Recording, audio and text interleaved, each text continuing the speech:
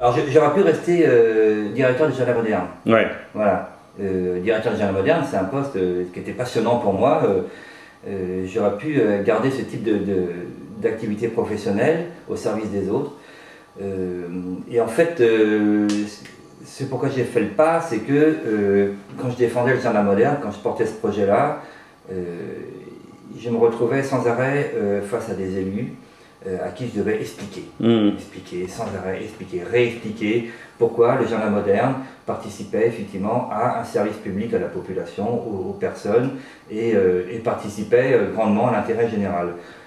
Alors, précisément tous les acteurs culturels ont ce discours-là avec les élus, hein, je m'en rends compte maintenant, mais c'est vrai que j'étais plein de convictions et de convictions politiques sur la vie de la cité, sur le respect des cultures et pourquoi toutes les cultures et notamment les musiques actuelles, toutes les personnes qui ont cette passion pour cette culture rock ou culture reggae ou électro ou hip-hop, ces cultures ont le droit de citer et doivent être accompagnées parce que ça permet effectivement à ces personnes-là de grandir et de s'insérer dans la société, etc.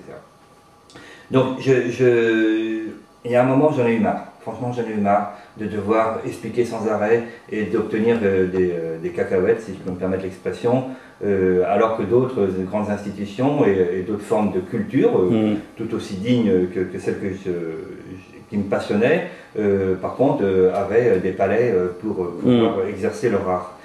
Donc, j'avais ce sentiment d'injustice qui m'a poussé justement à me dire mais j'y arriverai pas, quoi. J'y arriverai pas à vraiment arriver à cette société, à cette politique culturelle que je trouvais équilibrée et juste.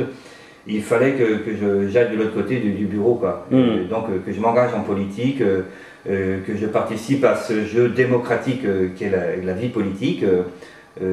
J'ai choisi le parti politique avec lequel j'avais le plus de connivence, de convergence. J'ai toujours eu des convictions écolo. Je me souviens très bien de René Dumont à l'époque, il était candidat à la présidentielle, et avoir beaucoup lu de ses ouvrages à l'époque. Et voilà, j'ai toujours eu cette fibre écolo de toute façon, donc j'ai été très naturellement vers ces gens-là, qui partageaient également un sens voilà, de la liberté, de l'autogestion, moi qui me plaisait beaucoup. Et puis très rapidement, j'ai vu qu'effectivement sur la politique culturelle aussi, il y avait aussi beaucoup de convergence avec eux.